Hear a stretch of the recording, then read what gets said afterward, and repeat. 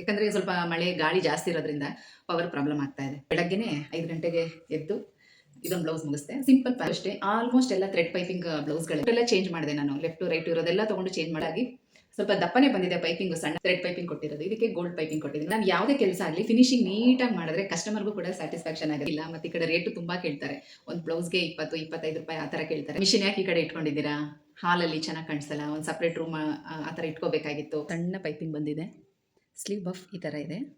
ಇದು ಮೇಲಿಂದನೇ ಪ್ಯಾಚ್ ಕೊಟ್ಟಿರೋದು. ಈ ಸ್ಟಿಚಿಂಗು ಮತ್ತು ಮೇನ್ ಫ್ಯಾಬ್ರಿಕ್ ಇರುತ್ತಲ್ಲ ಅದ್ರ ಮಧ್ಯದಲ್ಲೇ ಈ ಥರ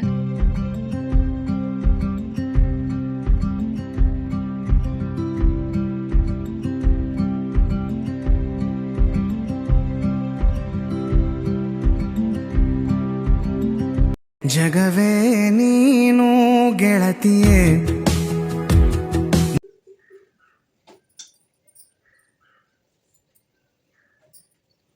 ಗುಡ್ ಮಾರ್ನಿಂಗ್ ಎಲ್ರಿಗೂ. ಇವತ್ತು ಬೆಳಗ್ಗೆನೇ ಸ್ಟಿಚಿಂಗ್ಗೆ ಕೂತ್ಕೊಂಡಿದ್ದೆ. ಬೇಗನೆ ಎದ್ದಿದ್ದೆ, ಯಾಕಂದರೆ ಒಂದು ಸ್ವಲ್ಪ ಅರ್ಜೆಂಟ್ ಇತ್ತು ಬ್ಲೌಸ್ಗಳು.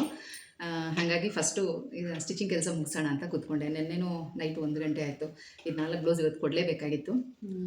ಯಾಕಂದರೆ ಸ್ವಲ್ಪ ಮಳೆ ಗಾಳಿ ಜಾಸ್ತಿ ಇರೋದ್ರಿಂದ ಪವರ್ ಪ್ರಾಬ್ಲಮ್ ಆಗ್ತಾಯಿದೆ. ಹಾಗಾಗಿ ನೈಟಲ್ಲಿ ಸ್ವಲ್ಪ ಕರೆಂಟ್ ಹೋಗೋದು ಕಡಿಮೆ ಅಂತ ರಾತ್ರಿ 1 ಗಂಟೆ ತನಕ 3 ಬ್ಲೌಸ್ ಮುಗಿಸಿದ್ದೆ. ಇವತ್ತು ಬೆಳಗ್ಗೆನೇ 5 ಗಂಟೆಗೆ ಎದ್ದು ಇದೊಂದು ಬ್ಲೌಸ್ ಮುಗಿಸ್ದೆ. ಸಿಂಪಲ್ ಪ್ಯಾಚ್ ವರ್ಕು ಮತ್ತು ಥ್ರೆಡ್ ಪೈಪಿಂಗ್ ಕೊಟ್ಟಿರೋದು ಫ್ರಂಟಲ್ಲಿ ಈ ಥರ ಇದೆ.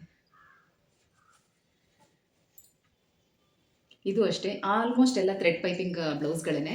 ಹೆಂಗಾಗಿದೆ ಅಂದರೆ, ಈಗ ಈ ಥ್ರೆಡ್ ಪೈಪಿಂಗ್ ಮೊದಲು ಅದ್ರ ಹೇಳಿದ್ರೆ ಮಾತ್ರನೇ ಸ್ಟಿಚ್ ಮಾಡ್ತಾ ಇದ್ದಿದ್ದು. ಈಗಂದರೆ ರೆಗ್ಯುಲರಾಗಿ ಎಲ್ಲ ಬ್ಲೌಸ್ಗೂ ಅದೇ ಆಗೋಯ್ತು. ಸ್ಟಿಚ್ ಮಾಡ್ತಾ ಮಾಡ್ತಾ ಈಗ ತುಂಬ ಈಸಿ ಅನಿಸುತ್ತೆ. ಥ್ರೆಡ್ ಪೈಪಿಂಗ್ ಮಾಡೋದು ತುಂಬ ಈಸಿ ಅನಿಸುತ್ತೆ. ಅದು ಒಂದು ನ್ಯಾಕ್ ನಮಗೆ ಗೊತ್ತಾಗೋ ತನಕ ಅಷ್ಟೇ. ನನಗೂ ಕಷ್ಟ ಆಗ್ತಾಯಿತ್ತು ಮೊದಲೆಲ್ಲ. ಇಷ್ಟೊಂದು ಸಣ್ಣ ಬರ್ತಾನೆ ಇರಲಿಲ್ಲ. ಕ್ರಾಸ್ ಪೀಸ್ ತೊಗೊಳ್ಳಿ, ಸ್ಟ್ರೈಟ್ ಪೀಸ್ ತೊಗೊಳ್ಳಿ, ಮತ್ತು ಈ ಫೂಟೆಲ್ಲ ಚೇಂಜ್ ಮಾಡಿದೆ ನಾನು. ಲೆಫ್ಟು ರೈಟು ಇರೋದೆಲ್ಲ ತೊಗೊಂಡು ಚೇಂಜ್ ಮಾಡಿದೆ. ಬಟ್ ಅದು ಆಗ್ತಾನೇ ಇರಲಿಲ್ಲ. ಸ್ವಲ್ಪ ದಪ್ಪ ಬರ್ತಾಯಿತ್ತು, ಇಷ್ಟೊಂದು ಸಣ್ಣ ಬರ್ತಾ ಇರಲಿಲ್ಲ. ಈಗ ಒಂದು ಟೆಕ್ನಿಕ್ ಮೇಲೆ ಸ್ಟಿಚ್ ಮಾಡೋದ್ರಿಂದ ಆಲ್ಮೋಸ್ಟ್ ನೀಟಾಗಿ ಬರ್ತಾ ಇದೆ. ನಿಮ್ಗೂ ತೋರಿಸ್ತೀನಿ ಅದು ಯಾವ ಥರ ನಾನು ಪೈಪಿಂಗ್ ಕೊಡ್ತಾ ಇದ್ದೀನಿ ಅಂತ. ಮತ್ತು ಈ ಥರ ಸ್ಲೀವ್ಗೆ ಬಫ್ ಇಟ್ಟು ಸ್ಟಿಚ್ ಮಾಡಿರೋದು. ಕೆಲವೊಂದು ಬಟ್ಟೆಗೆ ತುಂಬ ಚೆನ್ನಾಗಿ ಕುತ್ಕೊಳ್ಳುತ್ತೆ, ವಿತೌಟ್ ಐರನ್ ನೀಟಾಗಿ ಕುತ್ಕೊಳ್ಳುತ್ತೆ. ಆದರೆ ಕೆಲವೊಂದು ಬಟ್ಟೆಗಳಿಗೆ ಕುತ್ಕೊಳ್ಳಲ್ಲ ಈ ಥರ. ಹಾಗಾಗಿ ನೋಡಿ ಯಾವ ಬಟ್ಟೆಗೆ ಸೂಟ್ ಆಗುತ್ತೋ ಆ ಥರ ನೋಡಿಕೊಂಡು ನಾವು ಆ ಬ್ಲೌಸ್ಗೆ ಡಿಸೈನ್ನ ಚೂಸ್ ಮಾಡಬೇಕು, ಅವಾಗ ಚೆನ್ನಾಗಿ ಬರುತ್ತೆ. ಮತ್ತು ಇದಕ್ಕೆ ಡೋರಿ ಈ ಥರ ಇಟ್ಟಿದ್ದೀನಿ. ಅದಕ್ಕೂ ಸಿಂಪಲ್ಲಾಗಿ ಸ್ವಲ್ಪ ದಪ್ಪನೇ ಬಂದಿದೆ ಪೈಪಿಂಗು, ಸಣ್ಣ ಬರಲಿಲ್ಲ. ಇರಲಿ ಪರವಾಗಿಲ್ಲ, ಬ್ಯಾಕ್ ಸೈಡ್ ಅಲ್ವಾ ಚೆನ್ನಾಗಿ ಕಾಣಿಸುತ್ತೆ ಅಂತ ಈ ಥರ ಇಟ್ಟಿದ್ದೀನಿ. ಆಲ್ಮೋಸ್ಟ್ ಇನ್ನಿದೆಲ್ಲ ಅಷ್ಟೇ ಸಿಂಪಲ್ಲಾಗಿ ಥ್ರೆಡ್ ಪೈಪಿಂಗ್ ಕೊಟ್ಟಿರೋದು. ಇದಕ್ಕೆ ಗೋಲ್ಡ್ ಪೈಪಿಂಗ್ ಕೊಟ್ಟಿದ್ದೀನಿ. ನೋಡಿ ಬ್ಲ್ಯಾಕ್ ಮೇಲೆ ಎಷ್ಟು ಚೆನ್ನಾಗಿ ಎದ್ದು ಕಾಣಿಸ್ತಾ ಇದೆಯಲ್ಲ. ಮತ್ತು ಈ ಥರ ಥ್ರೆಡ್ಡನ್ನು ಹಾಕುವಾಗ ಒಳಗಡೆ ಬಟ್ಟೆ ಏನಾದರೂ ತುಂಬ ಕಡಿಮೆ ಇತ್ತು, ಸಾಕಾಗಲ್ಲ ಅಂತ ಅಂದಾಗ ರೆಡಿಮೇಡ್ ಟ್ಯಾಗ್ನ ಹಾಕ್ತೀವಲ್ವ, ಅದನ್ನು ಸ್ಟಿಚ್ ಮಾಡೋದು ಕೂಡ ತೋರಿಸ್ತೀನಿ ನಿಮಗೆ. ನಾನು ಯಾವುದೇ ಕೆಲಸ ಆಗಲಿ ಫಿನಿಶಿಂಗ್ ನೀಟಾಗಿ ಮಾಡಿದ್ರೆ ಕಸ್ಟಮರ್ಗೂ ಕೂಡ ಸ್ಯಾಟಿಸ್ಫ್ಯಾಕ್ಷನ್ ಆಗುತ್ತೆ. ಮತ್ತು ಇದು ಅಷ್ಟೇ ಡೀಪ್ ಕಡಿಮೆ ಇತ್ತು, ಬಟ್ ಆದ್ರೂ ಥ್ರೆಡ್ ಪೈಪಿಂಗ್ ಕೊಟ್ಟಿದ್ದೀನಿ, ಚೆನ್ನಾಗಿ ಕಾಣಿಸ್ತಾ ಇದೆ. ಮತ್ತು ಇನ್ನೊಂದೇನೆಂದರೆ, ಹೊಲಿವಾಗಲೇ ಪೈಪಿಂಗ್ ಫಿನಿಶಿಂಗ್ ಮಾಡ್ಕೊಂಡ್ಬಿಟ್ರೆ ಎಮ್ಮಿಂಗ್ ಕೆಲಸ ಕಡಿಮೆ ಆಗುತ್ತೆ. ನನಗೆ ಇಲ್ಲಿ ಇನ್ನೂ ಎಮ್ಮಿಂಗ್ ಮಾಡೋದಕ್ಕೆಲ್ಲ ಯಾರೂ ಸಿಕ್ಕಿಲ್ಲ. ಮತ್ತು ಈ ಕಡೆ ರೇಟು ತುಂಬ ಕೇಳ್ತಾರೆ. ಒಂದು ಬ್ಲೌಸ್ಗೆ 20-25 ರೂಪಾಯಿ ಆ ಥರ ಕೇಳ್ತಾರೆ. ಹೆಚ್ಚಿಗೆ ಕೆಲಸ ಇರೋದಿಲ್ಲ. ನಾನು ಎಮ್ಮಿಂಗ್ ಎಲ್ಲ ಜಾಸ್ತಿ ಬಿಡಲ್ಲ. ಆಲ್ಮೋಸ್ಟ್ ಎಲ್ಲ ಸ್ಟಿಚಿಂಗೇ ಮಾಡಿಬಿಟ್ಟಿರ್ತೀನಿ. ಹಾಗಾಗಿ ನನಗೂ ಅಷ್ಟೊಂದು ದುಡ್ಡು ಕೊಡೋದು ಸ್ವಲ್ಪ ಜಾಸ್ತಿ ಅನ್ನಿಸ್ತು. ಅದಕ್ಕೆ ಈಗ ಈ ಥರ ಸ್ಟಿಚ್ ಮಾಡ್ತಾ ಇದ್ದೀನಿ. ಬನ್ನಿ, ಇವಾಗ ನಾನು ಸ್ವಲ್ಪ ಸ್ಟಿಚಿಂಗ್ ಅಂದರೆ ಮೆಥಡ್ನ ಚೇಂಜ್ ಮಾಡ್ಕೊಂಡಿದ್ದೀನಿ. ಸ್ವಲ್ಪ ಚೇಂಜ್ ಮಾಡ್ಕೊಂಡಿದ್ದೀನಿ. ಏನೇನು ಚೇಂಜ್ ಮಾಡಿದ್ದೀನಿ ಅಂತ ನಿಮಗೆ ತೋರಿಸ್ತೀನಿ ಇವಾಗ. ಮತ್ತು ಹಾಗೆ ಮಿಷಿನ್ ಯಾಕೆ ಈ ಕಡೆ ಇಟ್ಕೊಂಡಿದ್ದೀರಾ, ಹಾಲಲ್ಲಿ ಚೆನ್ನಾಗಿ ಕಾಣಿಸಲ್ಲ, ಒಂದು ಸಪ್ರೇಟ್ ರೂಮ್ ಆ ಥರ ಇಟ್ಕೋಬೇಕಾಗಿತ್ತು. ಅಥವಾ ನೀವು ಸ್ಟಿಚಿಂಗ್ ಮಾಡ್ತೀರಾ ಅಲ್ವಾ, ನಿಮ್ಮದು ಇದೇ ಕೆಲಸ ಅಲ್ವಾ, ಮೊದಲೇ ಪ್ಲ್ಯಾನ್ ಮಾಡ್ಕೊಂಡು ಒಂದು ರೂಮ್ ಮಾಡ್ಕೋಬಾರ್ದಾ ಅಂತೆಲ್ಲ ಕಮೆಂಟಲ್ಲಿ ಹೇಳಿದ್ದೀರಾ. ಹೇಳ್ತೀನಿ ನಿಮಗೆ ಯಾಕೆ ರೂಮ್ ಮಾಡಿಲ್ಲ, ಏನಾಯಿತು, ಮಿಷಿನ್ ಯಾಕೆ ಇಲ್ಲಿ ಇಟ್ಕೊಂಡಿದ್ದೀನಿ.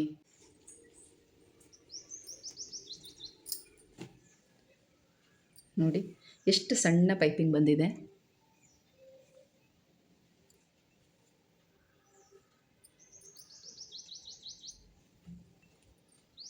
ಸ್ಲೀವ್ ಬಫ್ ಈ ಥರ ಇದೆ. ಇದು ಇನ್ಸೈಡ್ ಫಿನಿಶಿಂಗ್ ತೋರಿಸ್ತೀನಿ ನೋಡಿ. ಈ ರೀತಿ ಮಾಡೋದ್ರಿಂದ, ಅಥವಾ ನೀವು ಇದನ್ನು ಹೀಗೆ ಬಿಟ್ಟು ಓವರ್ಲಾಕ್ ಕೂಡ ಮಾಡಿಸ್ಬೋದು, ಇಲ್ಲಾಂದರೆ ಈ ಥರ ಸ್ಟಿಚಿಂಗ್ ಮಾಡ್ಬೋದು, ತುಂಬ ಚೆನ್ನಾಗಿರುತ್ತೆ. ನಾನು ನೈಟಲ್ಲಿ ಸ್ಟಿಚ್ ಮಾಡಿದ್ರಿಂದ ಇದನ್ನು ವೀಡಿಯೋ ಮಾಡ್ಕೊಳ್ಳೋಕ್ಕಾಗಲಿಲ್ಲ. ನೆಕ್ಸ್ಟ್ ಬ್ಲೌಸ್ಗಳಲ್ಲಿ ಖಂಡಿತ ಈ ಡಿಸೈನ್ ನಾನು ನಿಮಗೆ ಶೇರ್ ಮಾಡ್ತೀನಿ. ತುಂಬ ಈಸಿ ಮೆಥಡಲ್ಲಿ ಸ್ಟಿಚ್ ಮಾಡ್ಬೋದು. ಬಿಗಿನರ್ಸ್ಗೂ ಕೂಡ ತುಂಬಾ ಈಸಿ ಆಗುತ್ತೆ. ಕಾಂಟ್ರಾಸ್ಟ್ ಕಲರ್ ಇದ್ದರೆ ನೋಡಿ ಎಷ್ಟು ಲುಕ್ಕಾಗಿ ಕಾಣಿಸುತ್ತೆ ಅಲ್ಲ.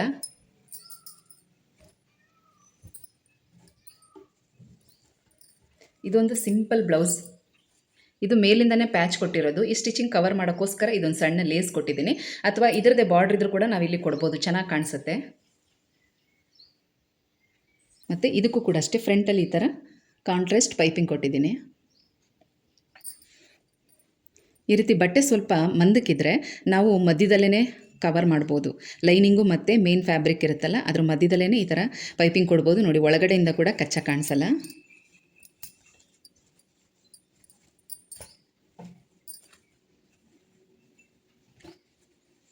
ಇದು ಒಂದು ಸಿಂಪಲ್ ಬ್ಲೌಸ್, ಇದನ್ನು ಕೂಡ ಅಷ್ಟೇ ಥ್ರೆಡ್ ಪೈಪಿಂಗ್ ಕೊಟ್ಟಿದ್ದೀನಿ. ಆಲ್ಮೋಸ್ಟ್ ಈಗ ಸ್ಟಿಚ್ ಮಾಡ್ತಾ ಇರೋ ಎಲ್ಲ ಬ್ಲೌಸು ಕೂಡ ಇದೇ ಥರನೇ ಇರುತ್ತೆ. ನೋಡಿ, ಇದು ಕೂಡ ಅಷ್ಟೇ ಎಷ್ಟು ಸಣ್ಣದಾಗಿ ತುಂಬ ಚೆನ್ನಾಗಿ ಬಂದಿದೆ. ಮತ್ತು ನಾನು ನಿಮ್ಗೆ ಹೇಳಿದ್ನಲ್ಲ, ಈ ರೀತಿ ಈ ಬ್ಲ್ಯಾಕ್ ಬ್ಲೌಸಲ್ಲಿ ಹೇಗೆ ಕಾಣಿಸುತ್ತೋ ಗೊತ್ತಿಲ್ಲ, ಬೇರೆ ಇನ್ಯಾವುದಾದ್ರೂ ಕಲರ್ ಬ್ಲೌಸ್ಗೆ ಇದೇ ಥರ ರೆಡಿಮೇಡ್ ಟ್ಯಾಗ್ನ ಕೊಟ್ಟಾಗ ಯಾವ ಥರ ಇಲ್ಲಿ ಸ್ಟಿಚ್ ಮಾಡಬೇಕು ಅಂತ ನಿಮಗೆ ತೋರಿಸ್ತೀನಿ ನಾನು. ನೋಡಿ, ಈ ಬ್ಲೌಸ್ನ ಸ್ವಲ್ಪ ದಿನ ಯೂಸ್ ಮಾಡ್ತಾ ಈ ಥ್ರೆಡ್ ಏನಾಗುತ್ತೆ, ದಾರ ಎಲ್ಲ ಬಿಟ್ಕೊಳ್ಳುತ್ತೆ. ಅದಕ್ಕೆ ಈ ರೀತಿ ಈ ಥ್ರೆಡ್ ತುದಿನಲ್ಲೂ ಕೂಡ ಈ ಥರ ನಾವು ಸಣ್ಣದಾಗಿ ಇಲ್ಲಿ ಹೇಗೆ ನಾವು ಈ ಲಟ್ಕನ್ನ ಸ್ಟಿಚ್ ಮಾಡ್ತೀವೋ ಅದೇ ಥರ ಚಿಕ್ಕದಾಗಿ ಇಲ್ಲೂ ಹೊಲ್ಕೊಂಡು ನಾವು ಆಮೇಲೆ ಅಟ್ಯಾಚ್ ಮಾಡೋದ್ರಿಂದ ತುಂಬ ದಿನ ಬಾಳಿಕೆ ಬರುತ್ತೆ. ಮತ್ತು ಈ ಥ್ರೆಡ್ಡೆಲ್ಲ ಬಿಟ್ಕೊಳ್ಳೋದಿಲ್ಲ. ಥ್ರೆಡ್ ಬಿಟ್ಕೊಂಡು ಸ್ವಲ್ಪ ದಿನ ಆದಮೇಲೆ ಕಟ್ಟಾಗಿಬಿಡುತ್ತೆ. ಅದಕ್ಕೆ ನೀವು ಅಷ್ಟೇ ರೆಡಿಮೇಡ್ ಟ್ಯಾಗ್ ಏನಾದರೂ ಹಾಕ್ತಾಯಿದ್ರೆ ಒಳಗಡೆ ಕೂಡ ಈ ಥರ ಸಣ್ಣ ಪೀಸ್ನ ಕೊಟ್ಟು ಆಮೇಲೆ ಥ್ರೆಡ್ನ ಅಟ್ಯಾಚ್ ಮಾಡಿ ತುಂಬ ದಿನ ಬಾಳಿಕೆ ಬರುತ್ತೆ. ಈಗ ಇನ್ನೊಂದು ಬ್ಲೌಸ್ಗೆ ನಾನು ಥ್ರೆಡ್ ಪೈಪಿಂಗ್ ಮಾಡ್ತಾಯಿದ್ದೀನಿ, ಅದನ್ನು ಕೂಡ ನಿಮಗೆ ತೋರಿಸ್ತೀನಿ. ವೀಡಿಯೋನ ಸ್ಕಿಪ್ ಮಾಡಿದೆ ನೋಡಿ, ತುಂಬಾ ಈಸಿ ಮೆಥಡಲ್ಲಿ ಮಾಡ್ಬೋದು. ಇದು ಕೂಡ ನಾರ್ಮಲ್ ಈಗ ಗೋಲ್ಡ್ ಕಲರ್ ಬ್ಲೌಸ್ನ ಸ್ಟಿಚ್ ಮಾಡ್ಕೊಳ್ತೀವಲ್ಲ ಅದೇ ಮೆಟೀರಿಯಲ್ಲೇ 1 ಮೀಟ್ರ್ ನಾವು ತಂದಿಟ್ಕೊಂಡ್ರೆ ಸುಮಾರು ಬ್ಲೌಸ್ಗೆ ನಮಗೆ ಯೂಸ್ ಆಗುತ್ತೆ. ಮತ್ತು ಈ ಥರ ಥ್ರೆಡ್ಡು ಇದು 0.5 ನಂಬರ್ ಇರೋವಂಥ ಥ್ರೆಡ್ಡು. ನಾರ್ಮಲ್ ಇದೇ ಫಸ್ಟ್ ಸೈಜ್ ಅಂದ್ಕೊಳ್ಳಿ, ಇನ್ನು ಇದಕ್ಕಿಂತ ದಪ್ಪ ಬರುತ್ತೆ, ಇದಕ್ಕಿಂತ ಸಣ್ಣ ಸಿಗಲ್ಲ.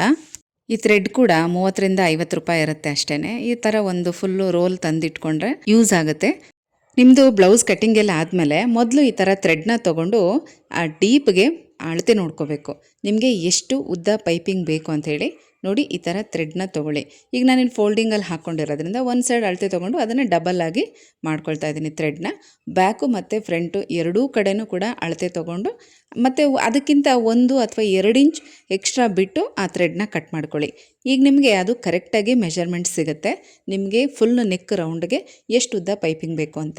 ಸ್ವಲ್ಪ ಎಕ್ಸ್ಟ್ರಾ ಮಾಡಿಕೊಂಡ್ರೂ ಏನೂ ಪ್ರಾಬ್ಲಮ್ ಇಲ್ಲ ಅಂದ್ಕೊಳ್ಳಿ. ಬಟ್ ಏನಾಗುತ್ತೆ ಅಂದರೆ ನಾವು ಇದಕ್ಕೆ ಇನ್ವೆಸ್ಟ್ ಮಾಡೋದು ಹೆಚ್ಚಲ್ಲ, ಅದು ವೇಸ್ಟ್ ಆಗದೆ ಇರೋ ರೀತಿ ನೋಡ್ಕೋಬೇಕು. ಅದಕ್ಕೆ ಈ ಥರ ಪ್ರಾಪರ್ ಅಳತೆ ತೊಗೊಂಡು ನೀವು ಪೈಪಿಂಗ್ನ ಮಾಡ್ಕೊಳ್ಳಿ.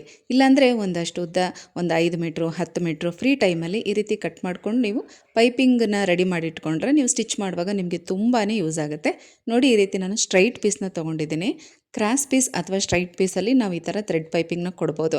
ಬಟ್ ನಾನು ಮೊದಲೇನು ಮಾಡ್ತಾಯಿದ್ದೆ, ಕ್ರಾಸ್ ಪೀಸಲ್ಲೇ ಪೈಪಿಂಗ್ ಕೊಡ್ತಾಯಿದ್ದೆ.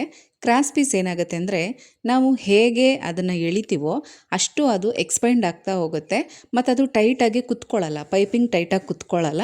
ಈಗ ಸ್ಟ್ರೈಟ್ ಪೀಸಲ್ಲಿ ಕೊಡೋದಕ್ಕೆ ಶುರು ಮಾಡಿದ್ದೀನಿ. ತುಂಬ ಅಂದರೆ ತುಂಬ ಪರ್ಫೆಕ್ಟಾಗಿ ನೀಟಾಗಿ ಬರ್ತಾಯಿದೆ. ಸ್ಟ್ರೈಟ್ ಪೀಸಲ್ಲಿ ಕೊಡೋದ್ರಿಂದ ರೌಂಡ್ ನೆಕ್ಗೆ ಸರಿಯಾಗಿ ಕೂತ್ಕೊಳ್ಳುತ್ತಾ, ಅದು ಪರ್ಫೆಕ್ಟಾಗಿ ರೌಂಡ್ ಶೇಪ್ ಬರುತ್ತಾ ಅಂತ ಕೂಡ ನಿಮ್ಗೆ ಅನ್ನಿಸ್ಬೋದು. ಈಗ ನಾನು ನಿಮಗೆ ರೌಂಡ್ ನೆಕ್ ಇರುವಂಥ ಬ್ಲೌಸ್ಗೆ ಸ್ಟಿಚ್ ಮಾಡಿ ತೋರಿಸ್ತಾ ಇದ್ದೀನಿ, ನೀವು ನೋಡ್ಕೊಳ್ಳಿ. ಈಗ ಇದನ್ನು ನಾನು ಆ ಥ್ರೆಡ್ ಅಳತೆಗೆ ಎಷ್ಟು ಬೇಕೋ ಅಷ್ಟು ಕಟ್ ಮಾಡ್ಕೊಂಡಿದ್ದೀನಿ. ಬರೀ 1 ಇಂಚ್ ಅಗಲದಲ್ಲಿ ನಾನು ಈ ಪೈಪಿಂಗ್ ಬಟ್ಟೆನ ಕಟ್ ಮಾಡ್ಕೊಂಡಿದ್ದೀನಿ ಮತ್ತು ಸಿಂಗಲ್ ಫೂಟನ್ನು ಹಾಕ್ಕೊಂಡು ಸ್ಟಿಚ್ ಮಾಡ್ತಾಯಿದ್ದೀನಿ. ಕೆಲವ್ರು ಮಿಷಿನಲ್ಲಿ ಅದರಲ್ಲೇ ಆಪ್ಷನ್ ಇರುತ್ತೆ, ಕೆಲವ್ರು ಮಿಷಿನಲ್ಲಿ ಇರಲ್ಲ. ನನ್ನ ಮಿಷಿನಲ್ಲೂ ಕೂಡ ಆಪ್ಷನ್ ಇಲ್ಲ, ಹಾಗಾಗಿ ನಾನು ಫೂಟ್ ಚೇಂಜ್ ಮಾಡಿ ಸ್ಟಿಚ್ ಮಾಡ್ಕೋತಾ ಇದ್ದೀನಿ. ಈ ರೀತಿ ಸ್ಟ್ರೈಟ್ ಪೀಸ್ ತೊಗೊಳ್ಳೋದ್ರಿಂದ ನಾವು ಎಷ್ಟು ಬೇಕೋ ಅಷ್ಟು ಕೂಡ ಸಣ್ಣದಾಗಿ ಆ ಥ್ರೆಡ್ ಪಕ್ಕದಲ್ಲೇ ಸ್ಟಿಚ್ ಹಾಕ್ಕೋಬೋದು. ಬಟ್ಟೆ ಯಾವುದೇ ಕಾರಣಕ್ಕೂ ಎಕ್ಸ್ಪೆಂಡ್ ಆಗೋದಿಲ್ಲ. ಈಗ ನೀವು ನೋಡ್ತಾ ಇರ್ಬೋದು, ನೋಡಿ ನೀಟಾಗಿ ಎಷ್ಟು ಬೇಕೋ ಅಷ್ಟು ಫೋಲ್ಡ್ ಮಾಡಿಕೊಂಡು ಥ್ರೆಡ್ ಪಕ್ಕದಲ್ಲೇ ಸ್ಟಿಚ್ ಹಾಕ್ಕೊಳ್ತಾ ಇದ್ದೀನಿ. ಟೈಟಾಗಿ ಸಣ್ಣ ಸ್ಟಿಚ್ಚನ್ನ ಹಾಕ್ಕೊಳ್ಳಿ, ತುಂಬ ಚೆನ್ನಾಗಿ ಕುತ್ಕೊಳ್ಳುತ್ತೆ. ಯಾವುದೇ ಕಾರಣಕ್ಕೂ ರಿಂಕಲ್ಸು ಬರೋದಿಲ್ಲ ಮತ್ತು ಆ ಪೈಪಿಂಗ್ ಕ್ಲಾತ್ ಲೂಸ್ ಕೂಡ ಆಗೋಲ್ಲ. ಥ್ರೆಡ್ ಪಕ್ಕದಲ್ಲೇ ಟೈಟಾಗಿ ಸ್ಟಿಚ್ ಹಾಕೋಬೇಕು. ಈ ಥರ ಸ್ಟಿಚ್ ಹಾಕ್ಕೊಂಡಾದಮೇಲೆ 1/4 ಇಂಚ್ ಗ್ಯಾಪಲ್ಲಿ ಇದನ್ನು ಕಟ್ ಮಾಡ್ಕೋಬೇಕು. ಅಂದರೆ ಸ್ಟಿಚಿಂಗ್ ಪಕ್ಕದಲ್ಲಿ 1/4 ಇಂಚಷ್ಟು ಬಟ್ಟೆ ಇದ್ದರೆ ಸಾಕು, ಜಾಸ್ತಿ ಬೇಕು ಅಂತೇನಿಲ್ಲ. ನೋಡಿ, ಈ ಥರ ಎಷ್ಟು ಬೇಕಷ್ಟು ನಮಗೆ ಕಚ್ಚಾಗೆ ನೋಡಿಕೊಂಡು ಅದನ್ನು ಮಿಕ್ಕಿದನ್ನು ಕಟ್ ಮಾಡಿಕೊಂಡು ಆ ಥ್ರೆಡ್ ಫುಲ್ಲು ನ್ಯಾಚ್ ಹಾಕೋಬೇಕು. ಅದು ತುಂಬಾ ಇಂಪಾರ್ಟೆಂಟ್. ಆ ರೀತಿ ನ್ಯಾಚ್ ಹಾಕೊಳ್ಳೋದ್ರಿಂದ ನೀವು ಯಾವುದೇ ಶೇಪಲ್ಲಿ ಸ್ಟಿಚ್ ಮಾಡಿದ್ರೂ ಕೂಡ, ಅಂದರೆ ಈ ರೌಂಡ್ ಶೇಪ್ ಕರು ಶೇಪ್ ಎಲ್ಲ ಬರುತ್ತಲ್ಲ, ಆ ಥರ ಸ್ಟಿಚ್ ಮಾಡಿದ್ರೂ ಕೂಡ ಸ್ವಲ್ಪನೂ ರಿಂಕಲ್ಸ್ ಬರೋದಿಲ್ಲ. ಸ್ಟಿಚ್ ಮಾಡೋದಕ್ಕೆ ಯಾವುದೇ ರೀತಿ ಪ್ರಾಬ್ಲಮ್ ಕೂಡ ಆಗೋಲ್ಲ. ಪೈಪಿಂಗ್ ಅಂತೂ ನೀಟಾಗಿ ಫಿನಿಶಿಂಗ್ ಬರುತ್ತೆ. ನಿಮ್ಮ ಬ್ಲೌಸ್ ಪೀಸ್ ಯಾವ ಥರ ಇದೆ ಅಂತ ಫಸ್ಟು ನೋಡ್ಕೊಳ್ಳಿ. ಅದೇನಾದರೂ ಮಂದಕ್ಕಿದ್ದರೆ ಈ ಥರ ನಾವು ಲೈನಿಂಗ್ ಮೇಲೇ ಡೈರೆಕ್ಟಾಗಿ ಪೈಪಿಂಗ್ನ ಅಟ್ಯಾಚ್ ಮಾಡಿ ಅದ್ರ ಮೇಲೆ ಮೇನ್ ಫ್ಯಾಬ್ರಿಕ್ನ ಇಟ್ಟು ಸ್ಟಿಚ್ ಹಾಕಿ ಟರ್ನ್ ಮಾಡ್ಕೋಬೋದು. ಇಲ್ಲ ಅಂದರೆ ನೆಕ್ ಪೀಸ್ ಇಟ್ಟು ಕೊಡಬೇಕು. ಅದನ್ನು ನಾನು ನೆಕ್ಸ್ಟ್ ಇನ್ನೊಂದು ವಿಡಿಯೋದಲ್ಲಿ ನಿಮಗೆ ತೋರಿಸ್ತೀನಿ ಅದನ್ನು ಯಾವ ಥರ ಸ್ಟಿಚ್ ಮಾಡೋದು ಅಂತ. ಬಟ್ ಇದಂತೂ ತುಂಬಾ ಈಸಿ ಮೆಥಡ್, ಬಿಗಿನರ್ಸು ಕೂಡ ಟ್ರೈ ಮಾಡಿ ತುಂಬ ನೀಟಾಗಿ ಫಿನಿಶಿಂಗ್ ಬರುತ್ತೆ. ಮೊದಲು ಲೈನಿಂಗ್ ಮೇಲೆ ನಾನು ಸ್ಟಿಚ್ ಮಾಡ್ಕೊಳ್ತಾ ಇದ್ದೀನಿ. ಫಸ್ಟು ಬ್ಯಾಕ್ ಆಮೇಲೆ ಫ್ರಂಟ್ ಸಪ್ರೇಟಾಗಿ ನಾವು ಸ್ಟಿಚ್ ಮಾಡ್ಕೋಬೇಕು. ಬ್ಯಾಕ್ ಸೈಡ್ ಲೈನಿಂಗ್ ಮೇಲೆ ಪೈಪಿಂಗ್ ಪೀಸ್ನ ಅಟ್ಯಾಚ್ ಮಾಡಿದ್ದಾಯಿತು. ಈಗ ನೋಡಿ ಮೇನ್ ಫ್ಯಾಬ್ರಿಕ್ನ ಇಟ್ಟು ಒಂದೆರಡು ಕಡೆ ಪಿನ್ ಹಾಕ್ಕೊಳ್ಳಿ, ಬಟ್ಟೆ ಜರಗಬಾರ್ದು. ಶೋಲ್ಡರ್ ಹತ್ರ ಮತ್ತು ಕೆಳಗಡೆ ಒಂದು 3-4 ಕಡೆ ಪಿನ್ ಹಾಕ್ಕೊಂಡು ಆಮೇಲೆ ನೀಟಾಗಿ ಸ್ಟಿಚ್ ಮಾಡಿ. ನೋಡಿ ಈ ಥರ ಪಿನ್ ಹಾಕ್ಕೊಳ್ಳೋದ್ರಿಂದ ನೀವು ಲೈನಿಂಗ್ ಕಡೆನೇ ಟರ್ನ್ ಮಾಡಿಕೊಂಡು ಸ್ಟಿಚ್ ಹಾಕ್ಕೋಬೋದು. ಆಗ ನೀವು ಫಸ್ಟು ಸ್ಟಿಚ್ಚು ಎಲ್ಲಿ ಹಾಕಿದ್ದೀರೋ ಅದು ನೀಟಾಗಿ ನಿಮಗೆ ಕಾಣಿಸುತ್ತೆ. ಮತ್ತು ಅದ್ರ ಮೇಲೇ ಹಾಕ್ಕೊಂಡೋಗಿ ಅದ್ರ ಪಕ್ಕಕ್ಕೆ ಹಿಂದೆ ಮುಂದೆ ಎಲ್ಲ ಹಾಕಬೇಡಿ, ಅದ್ರ ಮೇಲೇ ಬರಬೇಕು. ಈ ರೀತಿ ಮಾಡೋದ್ರಿಂದ ಎರಡೂ ಕಡೆ ಸ್ಟಿಚ್ ಈಕ್ವಲ್ ಆಗಿರುತ್ತೆ. ಮತ್ತು ಪೈಪಿಂಗು ನಿಮಗೆ ಬರೀ ಪೈಪಿಂಗ್ ಮಾತ್ರ ಕಾಣಿಸುತ್ತೆ, ನೀವು ಅಟ್ಯಾಚ್ ಮಾಡಿರೋ ಥ್ರೆಡ್ ಒಂದು ಸ್ವಲ್ಪನೂ ಕೂಡ ಕಾಣಿಸೋದೇ ಇಲ್ಲ. ಈಗ ಮೇನ್ ಪೀಸ್ನು ಕೂಡ ಅಟ್ಯಾಚ್ ಮಾಡಾದಮೇಲೆ ನೋಡಿ ನೀಟಾಗಿ ಕಟ್ ಮಾಡ್ಕೋಬೇಕು. ಆ ಕಚ್ಚಾ ಎಷ್ಟು ಬೇಕಷ್ಟು ಬಿಟ್ಕೊಂಡು ಮಿಕ್ಕಿದನ್ನು ಕಟ್ ಮಾಡಿ ಫುಲ್ಲಾಗಿ ನ್ಯಾಚ್ ಹೊಡಿಬೇಕು. ಆಮೇಲೆ ಲೈನಿಂಗ್ ಪೀಸ್ನ ಹಿಂದಕ್ಕೆ ಟರ್ನ್ ಮಾಡಿ ಕಿನಾರಿ ಹಾಕ್ಕೊಳ್ಳಿ. ಪೈಪಿಂಗ್ ಪಕ್ಕದಲ್ಲೇ ಕಿನಾರಿ ಹಾಕ್ಕೊಳ್ಳಿ, ಅಥವಾ ಐರನ್ ಕೂಡ ಮಾಡ್ಕೋಬಹುದು. ಕೆಲವೊಂದು ಬಟ್ಟೆಗೆ ಐರನಲ್ಲೇ ಕೂತ್ಕೊಳ್ಳುತ್ತೆ, ಕೆಲವೊಂದು ಬಟ್ಟೆಗೆ ಐರನಲ್ಲಿ ಕೂತ್ಕೊಳ್ಳೋದಿಲ್ಲ. ಹಾಗಾಗಿ ಪೈಪಿಂಗ್ ಪಕ್ಕದಲ್ಲಿ ಕಿನಾರಿ ಹಾಕ್ಕೊಂಡ್ರೆ ತುಂಬ ನೀಟಾಗಿ ಬರುತ್ತೆ. ನೋಡ್ತಾ ಇರ್ಬೋದು ತುಂಬ ಚೆನ್ನಾಗಿದೆ. ಏನಂದರೆ ಒಂದು 2-3 ಬ್ಲೌಸು ಸ್ಟಿಚ್ ಮಾಡ್ತಾ ಫುಲ್ಲಾಗಿ ನಿಮಗೆ ಒಂದು ಟೆಕ್ನಿಕ್ಕು ಗೊತ್ತಾಗ್ಬಿಡುತ್ತೆ ಮತ್ತು ಫಿನಿಶಿಂಗ್ ಕೂಡ ನೀಟಾಗಿ ಬಂದುಬಿಡುತ್ತೆ. ಈಗ ಈ ಪೈಪಿಂಗ್ನ ಸ್ಟಿಚ್ ಮಾಡ್ತಾ ನನಗೆ ನಾರ್ಮಲ್ ಪೈಪಿಂಗೇ ಸ್ವಲ್ಪ ಕಷ್ಟ ಅಂತ ಅನಿಸುತ್ತೆ, ಮತ್ತು ಅದು ಸ್ವಲ್ಪ ದಪ್ಪ ಬರುತ್ತೆ. ಇದು ತುಂಬ ಸಣ್ಣದಾಗಿ ನೀಟಾಗಿ ಬರುತ್ತೆ. ಮತ್ತು ನಾವು ಯಾವುದೇ ಕಲರ್ ಕಾಂಟ್ರಾಸ್ಟಲ್ಲಿ ಬ್ಲೌಸ್ಗೆ ಪೈಪಿಂಗ್ನ ಕೊಡ್ಬೋದು. ಬ್ಲೌಸ್ ನೆಕ್ ಮಾತ್ರ ಅಲ್ಲ, ಸ್ಲೀವ್ ಆಗಿರ್ಬೋದು, ಡ್ರೆಸ್ಗಳು ಕೂಡ ಅಷ್ಟೇ, ಮತ್ತು ಲಾಂಗ್ ಫ್ರಾಕ್ಗಳು ಕೂಡ ಯಾವುದೇ ರೀತಿ ನೆಕ್ಗೆ ಸ್ಲೀವ್ಗೆ ಹೇಗೆ ಬೇಕು ಹಾಗೆ ನಾವು ಈ ರೀತಿ ಥ್ರೆಡ್ ಪೈಪಿಂಗ್ನ ಮಾಡ್ಕೋಬೋದು. ಬಟ್ ಏನಂದರೆ ಒಂದೇ ಒಂದು ಇಂಪಾರ್ಟೆಂಟ್ ಪಾಯಿಂಟ್ ಏನಂತಂದರೆ ಬಟ್ಟೆನ ಸ್ಟ್ರೈಟಲ್ಲಿ ತೊಗೊಳ್ಳಿ, ಕ್ರಾಸ್ ಪೀಸಲ್ಲಿ ತೊಗೋಬೇಡಿ, ಸ್ಟ್ರೈಟ್ ಪೀಸಲ್ಲಿ ತೊಗೊಳ್ಳಿ, ತುಂಬ ನೀಟಾಗಿ ಬರುತ್ತೆ. ನಾನು ಕೂಡ ಈ ಮೆಥಡ್ನ ಟ್ರೈ ಮಾಡುವಾಗ ಅಂದ್ಕೊಂಡೆ ಸ್ಟ್ರೈಟ್ ಪೀಸಲ್ಲಿ ಅಷ್ಟು ನೀಟಾಗಿ ಬರುತ್ತಾ, ಚೆನ್ನಾಗಿ ಬರಲಿಲ್ಲ ಅಂದರೆ ಏನು ಮಾಡೋದು ಅಂದ್ಕೊಂಡೆ. ಒಂದು 2-3 ಬ್ಲೌಸ್ಗೆ ನಾನು ಸ್ಟಿಚ್ ಮಾಡ್ತಾ ಇವಾಗ ಇದೇನೇ ಪರ್ಫೆಕ್ಟಾಗಿ ಬರುತ್ತೆ. ಕ್ರಾಸ್ ಪೀಸ್ಗಿಂತ ಸ್ಟ್ರೈಟ್ ಪೀಸಲ್ಲಿ ತುಂಬ ಚೆನ್ನಾಗಿ ಕೂತ್ಕೊಳ್ಳುತ್ತೆ. ಮತ್ತು ನೋಡಿ ಫ್ರಂಟ್ ಕೊಡುವಾಗ ಇದನ್ನು ಕೂಡ ನೀವು ಮರಿಬಾರದು. ಲೆಫ್ಟು ರೈಟು ಪಾರ್ಟ್ನ ಒಟ್ಟಿಗೆ ನೀವು ಈ ಥರ ಸ್ಟಿಚ್ ಮಾಡ್ಕೊಳ್ಳಿ. ನೋಡಿ ಒಂದು ಸೈಡ್ದಾದಮೇಲೆ ಸ್ವಲ್ಪ ಗ್ಯಾಪ್ ಬಿಟ್ಟು ಇನ್ನೊಂದು ಸೈಡನ್ನು ಹಾಗೆ ಕಂಟಿನ್ಯೂ ಮಾಡ್ಕೊಂಬಿಡಿ. ಇಲ್ಲಾಂದ್ರೆ ಏನಾಗುತ್ತೆ ಗೊತ್ತಾ, ಒಂದು ಸೈಡ್ ಫಿನಿಶಿಂಗ್ ಮಾಡ್ಕೊಂಡು ಇನ್ನೊಂದು ಪೀಸ್ ನಾವು ತೊಗೊಳಕ್ಕೆ ಹೋದರೆ ಕನ್ಫ್ಯೂಸ್ ಆಗುತ್ತೆ. ಎರಡೂ ಕೂಡ ಒಂದೇ ಕಡೆ ಬರೋ ಸಾಧ್ಯತೆ ಇರುತ್ತೆ. ಮತ್ತೆ ಬಿಚ್ಚಿ ಮತ್ತೆ ಸ್ಟಿಚ್ ಮಾಡಬೇಕು. ಹಾಗಾಗಿ ಈ ಥರ ನೀವು ಒಟ್ಟಿಗೆ ಮಾಡ್ಕೊಂಬಿಟ್ರೆ ಆಪೋಸಿಟ್ ಕೊಟ್ಟು ಒಟ್ಟಿಗೆ ನೀವು ಪೈಪಿಂಗ್ನ ಫ್ರಂಟ್ ನೆಕ್ಗೆ ರೆಡಿ ಮಾಡಿಕೊಂಡ್ರೆ ನಿಮಗೆ ಸ್ಟಿಚಿಂಗ್ ಮಾಡುವಾಗ ಯಾವುದೇ ಥರ ಪ್ರಾಬ್ಲಮ್ ಆಗೋಲ್ಲ. ನಿಮಗೀಗ ಇದು ಅರ್ಥ ಆಗಿದೆ ಅಂದ್ಕೊಂಡಿದ್ದೀನಿ. ಥ್ರೆಡ್ ಪೈಪಿಂಗ್ ಕೊಡೋದು ಒಂದು ಸಲ ತೋರಿಸಿ ಅಂತ ಹೇಳಿದ್ರಿ. ಇದು ಒಂದು ಮೆಥಡು. ಇನ್ನೊಂದು ಮೆಥಡ್ ಇದೆ, ಖಂಡಿತ ಅದನ್ನು ಕೂಡ ಮುಂದಿನ ಸಲ ಆ ಬ್ಲೌಸ್ಗಳನ್ನ ಸ್ಟಿಚ್ ಮಾಡುವಾಗ ನಾನು ನಿಮಗೆ ತೋರಿಸ್ತೀನಿ. ಏನಂದರೆ ನಾನು ವೀಡಿಯೋ ಮಾಡುವಾಗ ಕಸ್ಟಮರ್ ಬ್ಲೌಸೇ ನಾನು ವೀಡಿಯೋ ಮಾಡಿ ತೋರಿಸೋದು. ನಾನು ವೀಡಿಯೋಗೆ ಅಂತಲೇ ಯಾವುದಾದ್ರೂ ಬ್ಲೌಸು ಸ್ಟಿಚ್ ಮಾಡಿ ತೋರಿಸೋಣ ಅಂತ ನಿಜ ನನಗೂ ಕೂಡ ಅದಕ್ಕೆ ಟೈಮ್ ಇರೋದಿಲ್ಲ. ನಾವು ಈ ಥರ front separate back separate piping ಕೊಡೋದೇನಾಗುತ್ತೆ ಅಂದರೆ ಶೋಲ್ಡ್ರಲ್ಲಿ ಜಾಯಿಂಟ್ ಬರುತ್ತೆ, ಕಂಟಿನ್ಯೂಟಿ ಇರೋದಿಲ್ಲ, ಪೈಪಿಂಗ್ ಕಂಟಿನ್ಯೂಟಿ ಇರೋದಿಲ್ಲ. ಬಟ್ ಏನಂದರೆ ನೆಕ್ ಫಿನಿಶಿಂಗ್ ಮಾಡಿಕೊಂಡು ಆಮೇಲೆ ಪೈಪಿಂಗ್ ಕೊಡೋದಿರುತ್ತಲ್ಲ ಅದು ಕಂಟಿನ್ಯೂಟಿ ಬರುತ್ತೆ, ಫುಲ್ ನೆಕ್ ಕಂಟಿನ್ಯೂಟಿ ಬರುತ್ತೆ. ಆ ಮೆಥಡು ಕೂಡ ನಿಮಗೆ ನೆಕ್ಸ್ಟ್ ವೀಡಿಯೋದಲ್ಲಿ ತೋರಿಸ್ತೀನಿ. ಒಂದೇ ವೀಡಿಯೋದಲ್ಲಾದರೆ ವೀಡಿಯೋನೂ ಲೆಂತಿ ಆಗುತ್ತೆ, ನೋಡೋರ್ಗೂ ಕೂಡ ಬೋರ್ ಅನಿಸುತ್ತೆ. ಹಾಗಾಗಿ 1 by 1 ಶೇರ್ ಮಾಡ್ತೀನಿ. ಅದು ಕೂಡ ಸ್ವಲ್ಪ ಈಸಿ ಮೆಥಡ್, ಬಟ್ ಏನಂದರೆ ಸ್ವಲ್ಪ ಟೈಮ್ ತೊಗೊಳುತ್ತೆ. ಇದು ತುಂಬಾ ಈಸಿ ಮೆಥಡ್. ರೆಗ್ಯುಲರಾಗಿ ನಾನು ಈ ಥರನೇ ಸ್ಟಿಚ್ ಮಾಡೋದು. ಮೇಯ್ನ್ ಕ್ಲಾತ್ ಏನಾದರೂ ಸ್ವಲ್ಪ ಈ ಥರ ಮಂದಕ್ಕಿದ್ದರೆ ನಾನು ಇದೇ ಮೆಥಡಲ್ಲೇ ಸ್ಟಿಚ್ ಮಾಡೋದು. ತುಂಬ ಚೆನ್ನಾಗಿ ಬರುತ್ತೆ ಮತ್ತು ತುಂಬ ಬೇಗನೆ ಬ್ಲೌಸ್ ಫಿನಿಶಿಂಗ್ ಆಗುತ್ತೆ.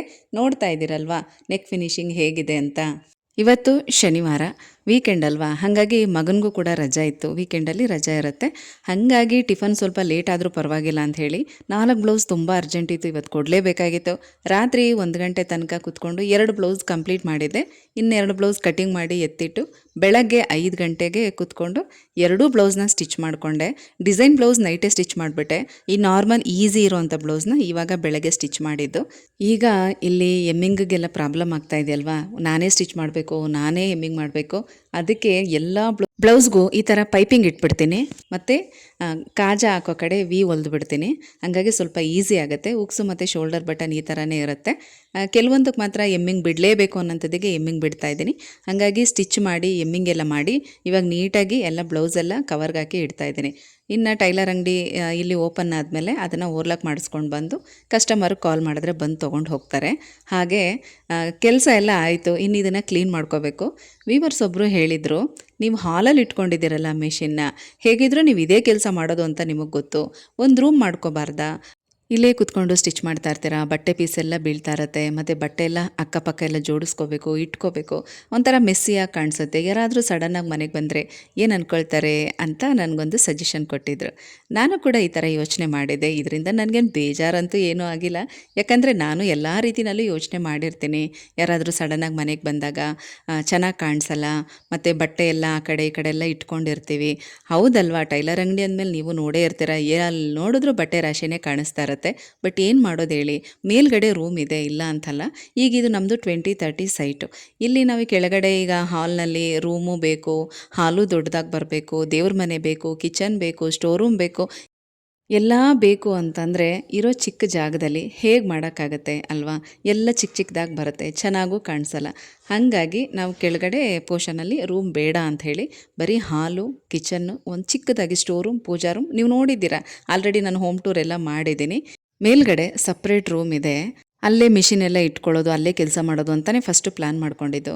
ಬಟ್ ಈಗ ಏನಾಗ್ತಾ ಇದೆ ಅಂದರೆ, ನಾನು ಸ್ಟಿಚ್ ಮಾಡೋಕ್ಕೆ ಮೇಲ್ಗಡೆ ಹೋಗಿ ಕೂತ್ಕೊಂಡ್ರೆ ಇಲ್ಲಿ ಯಾರಾದರೂ ಬಂದರೆ ಮತ್ತೆ ಮೇಲಿಂದ ಹತ್ತಿ ಹತ್ತಿ ಇಳಿಬೇಕು.